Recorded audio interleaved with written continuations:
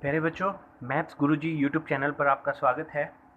आज हम इस सेशन में इनफॉर्मल लेटर से रिलेटेड आपको कंप्लीट जानकारी आपको देने वाले हैं।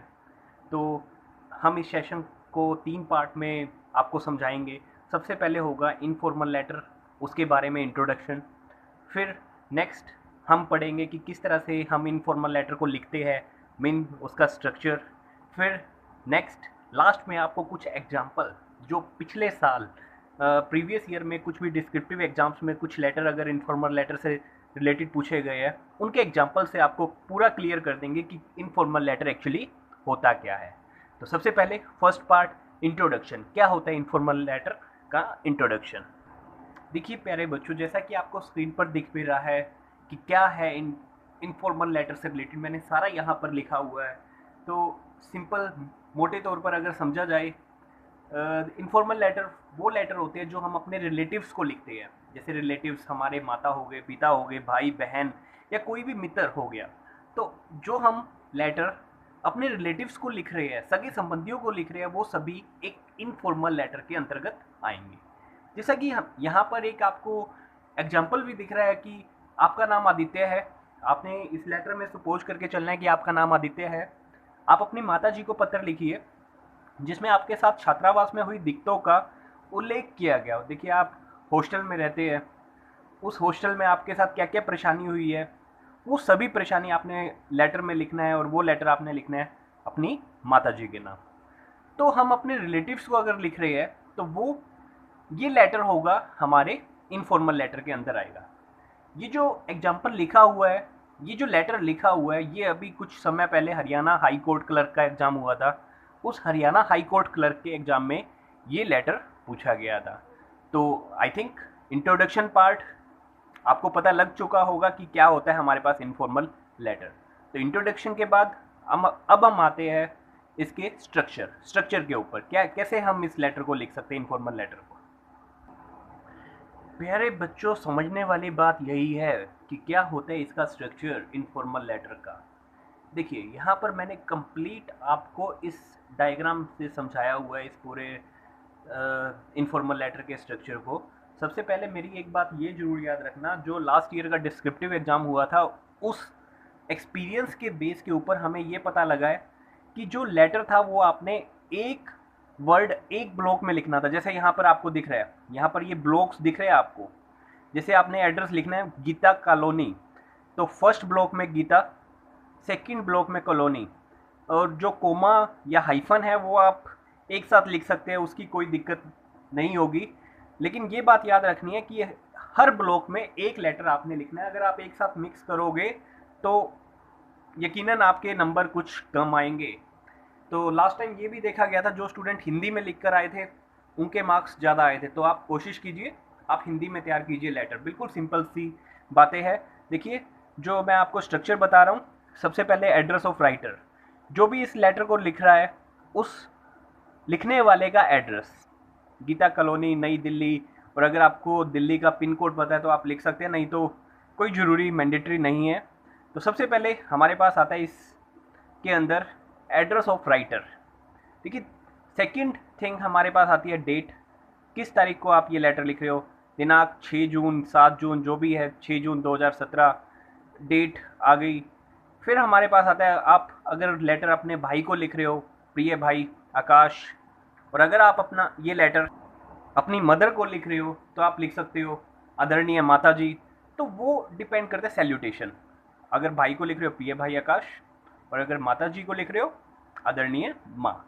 इस तरह से हम लिख सकते हैं। तो ये तो हुआ स्ट्रक्चर। एड्रेस, आपने ये बात याद रखनी है, एड्रेस, डेट, सैल्यूटेशन। सबसे पहले एड्रेस जरूरी है, फिर डेट, फिर सैल्यूटेशन। नेक्स्ट यहाँ आता है संदेश, जिसको हम बोलते हैं बॉडी। जो भी इनफॉर्मल लेटर का हमारे पास लेटर की जो बॉडी होगी, जिसके अंदर हम कुछ लेटर से रिलेटेड बातें लिखेंगे, ये सारा आएगा हमारे पास बॉडी में। और लास्ट में फाइनली, देखिए यहाँ तक clear, address, date, salutation, body, और लास्ट में हमारे पास आता है सब्सक्रिप्शन। बिल्कुल मैंडेटरी पार्ट, सब्सक्रिप्शन। तुम्हारा बड़ा भाई जो भी नाम हमें उस लेटर में दे रखा होगा वो लास्ट में आएगा। तो ये तो हुआ स्ट्रक्चर की बात। स्ट्रक्चर जिसमें हमने एड्रेस, डेट, सैल्यूटेशन, जैसे एड्रेस हो गया, डेट हो गया, सैल्यूटेशन जैसे भाई है तो प्रिय भाई आकाश, मदर है तो आदरणीय माँ, फिर बॉडी, और लास्ट में ये आएगा सब्सक्रिप्शन। तो अब हम इस सेशन के लास्ट पार्ट, मतलब कुछ प्रीवियस ईयर के क्वेश्चन भी हम अब इंक्लूड करने वाले हैं इस सेशन में। जी हाँ, ये देखिए target SSC CHSL descriptive exam, ये आपका अब टारगेट रहने वाला है। किसी भी हाल में आपने अच्छे से स्कोर करना है इस डिस्क्रिप्टिव एग्ज़ाम में, ताकि आप उस मेरिट लिस्ट में आ सको। तो उसी बेस पर एक हम प्रीवियस ईयर का क्वेश्चन उठाने वाले हैं। प्रीवियस ईयर जो अभी कुछ समय पहले सीजीएल डिस्क्रिप्टिव का एग्ज़ाम हुआ था, सीजीएल 2016 के डिस्क्रिप्टिव एग्ज़ाम में जो क्वेश्चन आया था वो आपके सामने है। आपका नाम रोहित सरदाना है। नाम जो भी लेटर में दे रखा होगा आपने वही कंसीडर करके चलना है। आपने अपने छोटे भाई को पत्र लिखना है जिसमें कंप्यूटर पर आधारित होने वाली परीक्षाओं से होने वाले लाभ और कमियां बताई गई हो। तो आपने वो, इस लेटर में जो बॉडी है उसके अंदर हम यही लिखेंगे कि क्या क्या उस कंप्यूटर के ऊपर बेस्ड जो परीक्षाएं होने लगी है आज के समय में, उस कंप्यूटर बेस्ड एग्जामिनेशन जो हो रहे हैं उसके बेनिफिट और साथ साथ और लॉस, बेनिफिट और लॉस आपने बताने हैं इस लेटर में।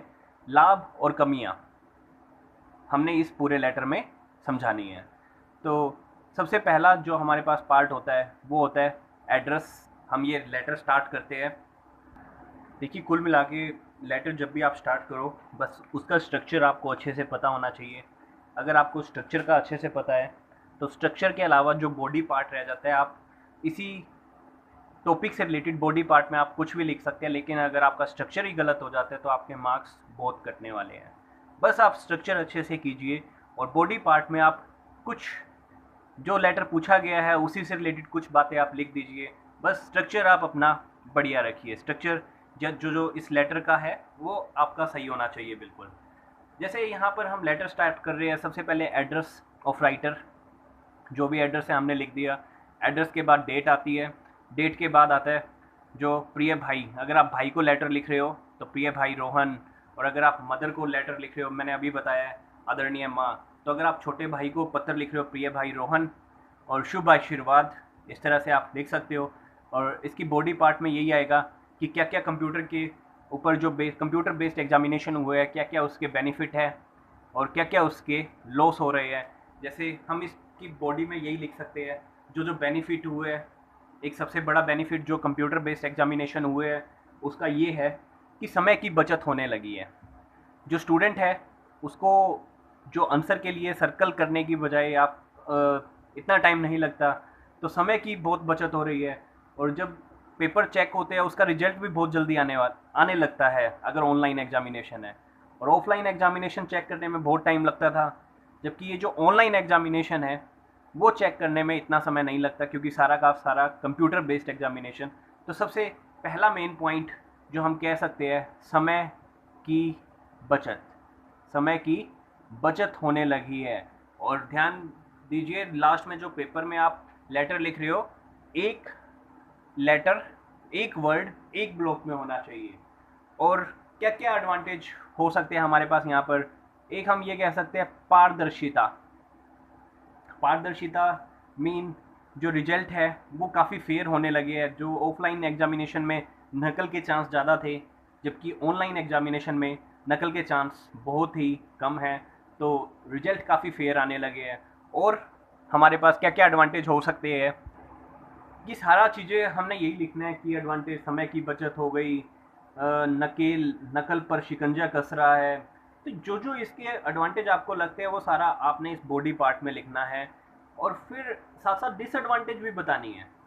डिसएडवांटेज मीन हम ये कह सकते हैं कि ये जो कंप्यूटर बेस्ड एग्जामिनेशन है उन स्टूडेंट्स के लिए काफ़ी नुकसानदायक है जिन स्टूडेंट्स को अब तक कंप्यूटर चलाना ही नहीं आता। तो उन लोगों के लिए जो टेक्नोलॉजी से अवेयर नहीं है, जिनको टेक्नोलॉजी का पता नहीं है, उन स्टूडेंट्स के लिए, उन एस्पायरेंट्स के लिए ये थोड़ा सा हम कह सकते हैं नुकसान वाला है। बाकी ओवरऑल लास्ट में आपने कंक्लूजन भी लिखना है। ओवरऑल जो इसके लाभ है वो कमियों से काफ़ी अच्छे, कमियों से काफ़ी बेटर है। तो टेक्नोलॉजी टेक्नोलॉजी के इस दौर में कंप्यूटर बेस्ड एग्जामिनेशन ज़्यादा बेटर है as compared to offline examination. ये सारा आपने बॉडी पार्ट में लिखना है। और लास्ट में बिल्कुल तुम्हारा बड़ा भाई अगर छोटे भाई को पत्र लिख रहा है, सब्सक्रिप्शन तुम्हारा बड़ा भाई, जो भी नाम हमें उस लेटर में दे रखा है। तो ये सारी चीज़ें रहने वाली है। फिर से एड्रेस, डेट, सैल्यूटेशन और बॉडी पार्ट, और लास्ट में हमारे पास सब्सक्रिप्शन, जिसमें आप बड़ा भाई है तो दिस, और नहीं तो जो भी है सब्सक्रिप्शन में हम इस तरह से लिख सकते हैं। तो ये लेटर आया हुआ था CGL डिस्क्रिप्टिव 2016। नेक्स्ट हम एक और एग्जांपल पर चलते हैं। जी हाँ प्यारे बच्चों, नेक्स्ट एक लेटर है। आपका नाम हर्षा है। आप अपनी माताजी को पत्र लिखिए जिसमें आपकी बीमारी का उल्लेख हो। आप बीमार हो गए हो और काफ़ी समय से बीमार होने के बाद अब आपकी बीमारी जो है वो नियंत्रण में है।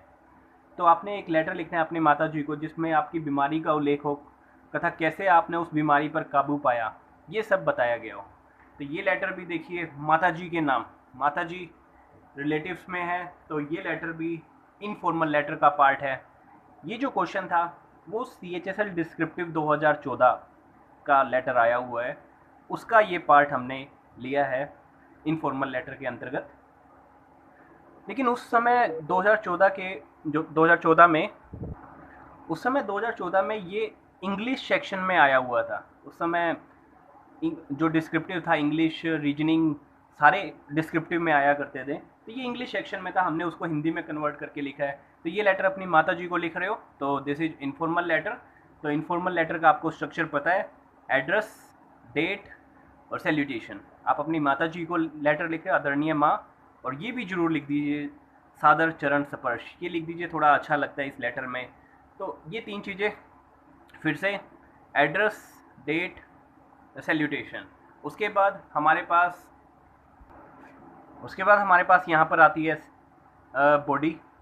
जिस बॉडी के अंदर जिस स्ट्रक्चर में जिसमें हम लिखते हैं संदेश कि कैसे हर्षा बीमार हो गए हैं और कैसे उस बीमारी पर हर्षा ने काबू पाया, वो सारा आप बनाकर लिख सकते हैं। अगर आपको स्ट्रक्चर क्लियर है तो लेटर में आप इजीली अच्छे नंबर ले सकते हैं। और लास्ट में बॉडी के बाद लास्ट में आप लिखोगे सब्सक्रिप्शन, आपका प्रिय पुत्र या आपकी प्रिय पुत्री। तो आपका प्रिय पुत्र या आपकी प्रिय पुत्री हर्षा, नाम हर्षा दे रखा था यहाँ पर। तो इस तरह से हम इनफॉर्मल लेटर को लिख सकते हैं। एक और एग्जांपल इसी इनफॉर्मल लेटर से रिलेटेड, वो है आपका नाम प्रतीक है। समय के सदुपयोग पर बल देते हुए छोटे भाई को पत्र लिखो। तो देखिए छोटे भाई को आप समझा रहे हो कुछ पत्र, कुछ समय के बारे में। समय काफ़ी कीमती है, समय को बचा कर रखे, समय का सही सदुपयोग करे। तो समय के सदुपयोग पर बल देते हुए छोटे भाई को पत्र लिखना था, तो प्रतीक की तरफ से ये पत्र लिखा जाएगा। तो एक्सपेक्टेड इनफॉर्मल लेटर, तो इनफॉर्मल लेटर इस तरह से एक्सपेक्टेड रहता है। तो आपको क्लियर है ही, स्ट्रक्चर आपको पता है। और बॉडी में हम यही लिख सकते हैं कि समय का आपने सदुपयोग सही तरीके से नहीं किया, आप कहीं ना कहीं एग्ज़ाम में फ़ेल हो गए हो, आपके अच्छे नंबर नहीं आए, तो आपको परिश्रम करना पड़ेगा। तो ये जो भी बॉडी से रिलेटेड पार्ट है वो आप अच्छे से बनाकर लिख सकते हो। बस आपका ये जो लेटर का स्ट्रक्चर है वो बिल्कुल ठीक होना चाहिए। तो आज इनफॉर्मल लेटर के लेक्चर में केवल इतना ही। अगर आपको ये वीडियो अच्छा लगा हो ज़रूर लाइक कीजिए और इस चैनल को ज़रूर सब्सक्राइब कीजिए। धन्यवाद।